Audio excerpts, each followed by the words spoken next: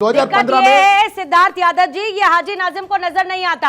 आप अगले आधे घंटे भी पेपर के साथ इनको फैक्स कर देंगे ना पूरा का पूरा कि बीजेपी सरकार ने क्या किया 2014 के बाद, तो इनको नजर नहीं आएगा। मुस्लिमों के लिए खास तौर पर जो सरकार की तरफ से योजनाएं चलाई गई ये भी उनको याद नहीं रहेंगी। मैं आपको बता रही हूँ ना, छात्रों के लिए, बच्चियों के लिए, मुस्लिम छात्रों के लिए जो स्कॉलरशिप का ऐलान आपने किया, इनको वो भी नहीं नजर आएगा। मैथिल साहब, आप कुछ कहना चाह रहे थे, जल्दी से। देखिए, महंत जी ने ना कहा कि किसी भी पार्टी को ध्रुवीकरण नहीं करना चाहिए और कांग्रेस जो है कलश पूजा कर रही थी। तो मेरा निवेदन है आपसे कि आप अभी सुक्खू जी का नाम ले रहे थे, आप कांग्रेस का गुणगान कर रहे थे, तो महंत जी कभी कांग्रेस को उस समय में बोल देते कि राम काल्पनिक है, राम का कोई अस्तित्व नहीं है और जो सेतु है उसको तोड़ दिया जाना चाहिए क्योंकि वो तो काल्पनिक चीज थी।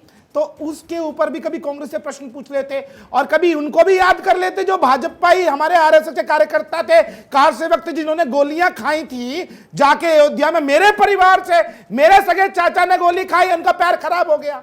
तो उन लोगों को भी याद कर लीजिए। आप उन लोगों का महिमा मंडन कर रहे हैं जो अदालत में खड़े होकर बोलते हैं राम का अस्तित्व क्या है, बताइए। जो एफिडेविट देते थे कि राम काल्पनिक है, वो ये पूछते थे बताइए राम कहां पैदा हुए। आप उनकी प्रशंसा कर रहे हैं। मैं हैरान हूं सुन के। आपने यदि भगवा चोला ओढ़ा है तो सनातन का सम्मान करना सीखिए। ये जो गंगा जमनी तहजीब की जो ठीक है, उनसे जवाब ले लेती हूं मैं, उसके बाद समय कम है, इसलिए जल्दी से मान जी, नरसंहार किया गया है, जल्दी से इसका जवाब दीजिए, उसको याद कीजिए आप। मान जी, मैथिली जी से मेरा ये प्रश्न है, जितने संत है अधिक से अधिक बलिदान किया है, मैं सरकार से अपील करता हूं, पहले तो इसमें ध्रुवीकरण नहीं होना चाहिए। मैं मैथिली जी से कहता हूं कि स्वामी वामदेव जी को क्या भारत रत्न से सम्मानित किया? और स्वामी वामदेव जी ने राम मंदिर की लड़ाई लड़ी है। आप स्वामी निशिलानंद जी को सुन लीजिए, जगत गुरु शंकराचार्य स्वामी अभिमुक्तेश्वरानंद जी को सुन लीजिए। मैं इसमें कोई ध्रुवीकरण नहीं करता, ना कोई राजनीति करता हूं। या तो कोई तो कहते हैं कि राजीव गांधी जी ने राम मंदिर के ताले खुलवाए थे। सुब्रमण्यम स्वामी जी का बयान है, जो सही कार्य करता है, चाहे वो कोई भी पार्टी का हो, मैं उसका सम्मान करता हूँ। आप मुझे इतना बता दीजिए, बहुत स्पष्ट शब्दों में पूछ रहा हूं, अगर कांग्रेस की सरकार केंद्र में होती तो आपको लगता है कि राम मंदिर बन जाता सुप्रीम कोर्ट के आदेश के बाद? सीधा बताइए। देखिए, जो सुप्रीम कोर्ट का फैसला आया है वो फैसला है, मोदी जी इसके काबिल है, उनका स्वागत है। सुनिए, यही कांग्रेस थी ना जिसने सुप्रीम कोर्ट का आदेश पलट दिया था। ये किस तरीके से पसंद चिन्ह लगा रहे हैं? आपको धन्यवाद कहना चाहिए, आपको धन्यवाद कहना चाहिए उन लाखों कारसेवकों को जिन्होंने अपनी बात को कहता है।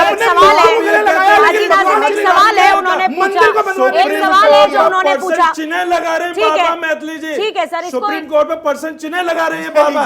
अरे इसको पढ़ाइए पहले थोड़ा सा। नहीं, अल्लाह का शुक्र है पढ़ा लिखा है, आपका बताने की जरूरत नहीं। आप कहते हैं, ठीक है सर, सुन लीजिए ना। मान जी, जल्दी से प्लीज अपनी बात पूरी करें, मेरे पास समय नहीं है सर।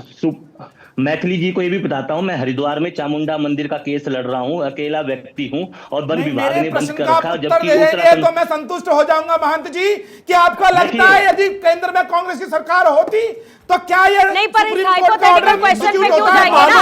इस पर हाइपोथेटिकल सवाल पर नहीं जाएंगे। नरेंद्र मोदी की नहीं जाएंगे कि लोग बोलते थे खून की नदियां बह जाएंगी, लेकिन ना तो एक बूंद लहू गिरा और ना ही एक पत्थर चला। और आज हम राम जन्मभूमि पे वो भव्य और दिव्य मंदिर देख रहे हैं। ठीक है, देखिए राम मंदिर बन रहा है, राम मंदिर बन रहा है। प्रभु श्री राम बोलिए और उस भव्य समारोह में शामिल होइए, घर बैठकर शामिल होइए या वहां पर पहुंचकर शामिल होइए, लेकिन सबसे दरखास्त है कि उस पर राजनीति कम से कम कोई ना करे। और यही बात महान शुभम ने शुरुआत में भी कही थी। मैथिल साहब, अगर आपने स्किप कर दी हो, इस पर कम से कम राजनीति नहीं होनी चाहिए, फिर चाहे वो किसी भी पार्टी से क्यों ना बिलोंग करता हो।